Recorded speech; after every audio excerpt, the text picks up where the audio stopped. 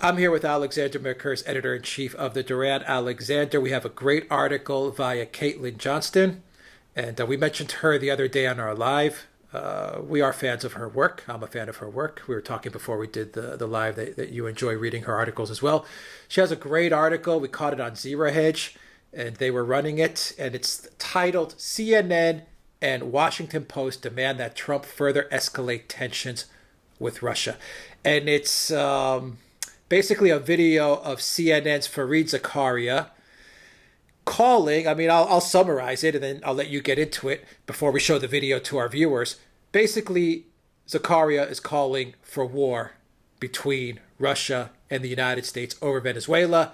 He's goading Trump into, standing up to the evil Vladimir Putin. And he's comparing it, of course, to Trump's arch nemesis Obama, saying, don't let another Syria red line happen like what happened to Obama. And Zakaria knows how Trump feels about, the stuff that Obama did. So Zakaria is goading Trump. He's calling for all-out war. It's absolutely despicable. I mean, I can't say enough bad stuff about fake news CNN and what a slimeball Zakaria is. But Alexander, you go ahead and then we'll air the video for our viewers. It is an extraordinary video, and Caitlin Johnson gets it exactly right. I mean, what he's basically saying, what Fareed Zakaria is saying, is that Obama drew a red line in Syria over the chemical attacks, and he didn't stick by it. And the Russians came in and they prevented Assad falling. And Donald Trump has drawn, in effect, a red line in Venezuela because he's demanding that Maduro go, and he's recognizing as Guaido as the legitimate president of Venezuela. And the Russians are going in, and they're again, in effect, subverting Donald Trump's red line. And of course, there are now Russian troops in Venezuela. There's talk that there's also Chinese troops there, by the way. There's another report which has just come out from the Al Masdar news agency that talks about that.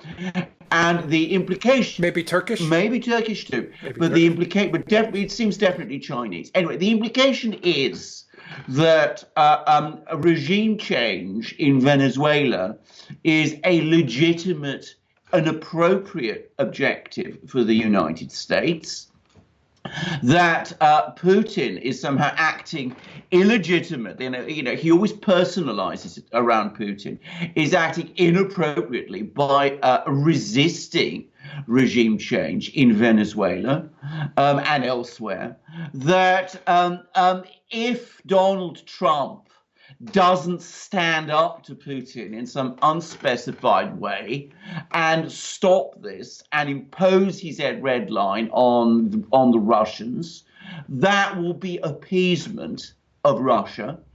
And quite amazingly, Zakaria speaks about Donald Trump appeasing Putin, siding with Putin against the United States. He trots out all stale narrative about Trump being a friend of Putin's and appeasing Russia and siding with Russia on NATO, on every conceivable topic under the sun, despite the fact that, as we know, the whole collusion narrative with Mueller has collapsed. Now, Caitlin Johnson absolutely correctly says that this shows the extent to which the atmosphere has been poisoned by Russiagate between these two superpowers and Russia and the United States, and how unbelievably dangerous what Zakaria and co are proposing, CNN are proposing, which is some sort of confrontation with the Russians in Venezuela, is given the risk that poses of an uncontrolled military confrontation. Now, I'm going to just add something about Zakaria, which is, of course, in 2016, I saw him actually interview Putin. I was physically present when he interviewed Putin at the June 2016 economic summit in St. Petersburg. I remember. And in fact, he actually asked Putin, why did you call Donald Trump this bright and wonderful person, as Putin was supposed to have done? And Putin was absolutely furious. I know when Putin is furious because he always makes a joke about it.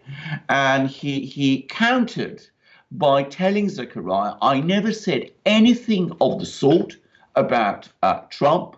Why are you repeating this lie about what I'm supposed to have said about Trump, which I never said? All I said is that he's a vivid personality, but we don't know anything about him.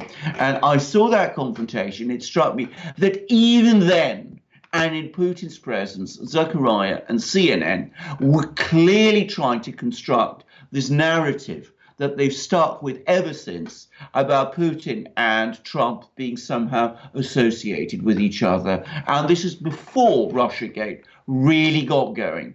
And here we see in this video, which is really remarkable, Zakaria plugging on with this narrative of collusion, or if you like, a partnership between Putin and Trump, even after it's long been discredited. I'm just going to say one very last thing, which is, if you think about it, Zakaria never at any time gives an explanation of why regime change is an appropriate policy of for the United States to follow.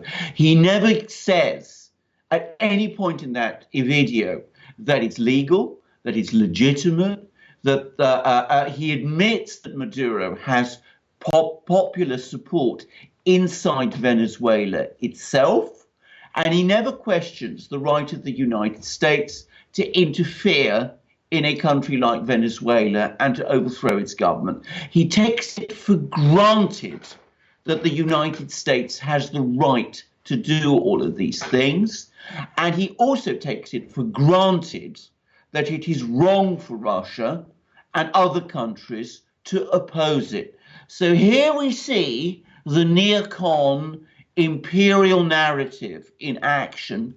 And here also we see the insinuation continue to be repeated that any US president who doesn't uphold that narrative is somehow compromised, despite the evidence from Mueller that Trump is not compromised in the way that has been repeatedly suggested. And here also we see the willingness of the neocons, of which Zakaria is clearly one, and CNN also, to escalate to the most extreme position in a way which, as Caitlin Johnson rightly says, threatens nuclear war and world peace. Yeah, Zakaria should be the first one to, him and his whole CNN cabal of warmongers should be the first people to jump into the Venezuelan military intervention that he's calling for. That. Go ahead, Zakaria. You guys. Indeed so. You and Don Lemon and Anderson Cooper and all you CNN warmongers. Absolutely. All these armchair warriors in Washington who want to involve the United States in more and more conflicts, more and more wars, in which they personally have no skin. It is other people, people in the US Armed Forces, other people in Venezuela itself, of course, they will pay the price for these obsessions. And the other thing to say is, I mean, he says absolutely nothing in this video that suggests any real concern for Venezuela, its people, or the fate of that country. And he doesn't care. He doesn't care. I'm going to read you very quickly, Alexander. 10 seconds. I'll read you a quote from the video. Give me about another 10 to 20 second comment on the quote, and then I'll play the video. Everybody, if you like the video, smash that like button, subscribe to the channel, and let us know in the comments down below. Alexander, before we get to the video, here's a quote from it via Caitlin Johnson's article, which I will put a link to in the description down below as well. Quote, "The big question for Washington is, will it allow Moscow to make a mockery of another U.S. red line?" Zakaria said. "The United States and Russia have taken opposing, incompatible stands on this issue, and as with Syria, there is a danger that if Washington does not back its words with deeds, a year from now, we will be watching the consolidation of the Maduro regime, supported with Russian arms and money. As if the Maduro regime is not democratically elected anyway. Or the legitimate government of Venezuela. But here again, we see it. He is not justifying this thing in any, as I said, way. He's not just justifying it democratically. He's not citing self-determination. He's not citing international law. It all comes down to the power of the United States. U.S. power must be upheld, according to his view, against Moscow, against Venezuela, and it is appeasement not to do so, and it is somehow a betrayal of the United States not to do so, even if that risks war, which is in effect what he is calling for. He is calling for war in order to, as he put it, uphold a red line the U.S. has imposed in Venezuela, which it should never have imposed in the first place. All right, let's get to the video. Guys, watch the video. And remember, subscribe to the Duran. Go to the Duran shop, pick up a t-shirt, PayPal, Patreon. Links are in the description down below. Alexander Mercouris, editor-in-chief of the Duran. Thank you very much. Here's my take. President Trump faces a crucial test of his foreign policy and his resolve over Venezuela. His administration has made absolutely clear that the U.S. no longer considers Nicolas Maduro to be president, a far stronger declaration than the red line Barack Obama drew around Syria's Assad. So far, Trump's pressure has not worked. Maduro has dug in, and the Venezuelan military has not abandoned its support for him. Now, Venezuela is a complicated, divided country, and Maduro, as the heir to the legacy of Hugo Chavez, does have some support in poor and rural areas. But far more significant in bolstering the regime in Caracas has been Russia's open and substantial support. Moscow now admits that it has sent military personnel to Venezuela.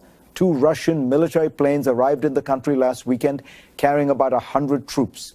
This is just the latest in a series of moves by Moscow to shore up Maduro.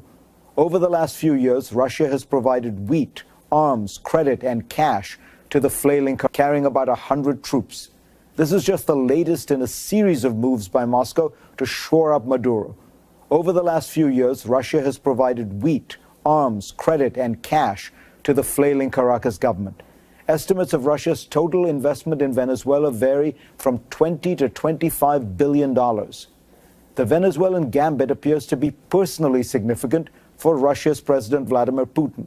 In recent years, as the Venezuelan economy has tanked and political instability has grown, even most Russian companies have abandoned the country, viewing it as too risky. But as Vladimir Ruvinsky writes in a Wilson Center report, Russian state-controlled oil giant Rosneft, which has close ties to Putin, has persisted and even ramped up its support for Maduro. In other words, Putin is all in with his support for Maduro. He is doing this in part to prop up an old ally and because it adds to Russia's clout in global oil markets, but above all, because it furthers Putin's central foreign policy objective, the formation of a global anti-American coalition of countries that can frustrate Washington's purposes and usher in a more multipolar world. Putin's efforts seem designed to taunt the United States, which announced the Monroe Doctrine in 1823, warning foreign powers to stay out of the Western Hemisphere. The big question for Washington is, will it allow Moscow to make a mockery of another American red line? The U.S. and Russia have taken opposing, incompatible stands on this issue. And as with Syria, there is a danger that if Washington does not back its words with deeds, a year from now, we will be watching the consolidation of the Maduro regime supported by Russian arms and money. The administration has been tough on Russian involvement in Venezuela. Trump himself has even declared Russia has to get out. But that is an unusual sentiment from Trump, who has almost never criticized Vladimir Putin and often sided with Russia on matters big and small. As former ambassador to Moscow, Michael McFaul, has written, Trump has a remarkably consistent pattern of supporting Putin's foreign policy goals. Trump has threatened to withdraw from NATO and has announced the removal of American troops from Syria. He has publicly disagreed with his own intelligence community's conclusion that Moscow meddled with the 2016 elections. President Putin, he just said it's not Russia. I will say this, I don't see any reason why it would be. Now, I have never alleged collusion or conspiracy between Russia and Trump, writing merely that we should wait to see what evidence Robert Mueller presented. But the real puzzle remains. Why has Trump been unwilling to confront Putin in any way on any issue? And will Venezuela finally be the moment when Trump ends his appeasement? For more, go to cnn.com/Fareed and read my Washington Post column this week.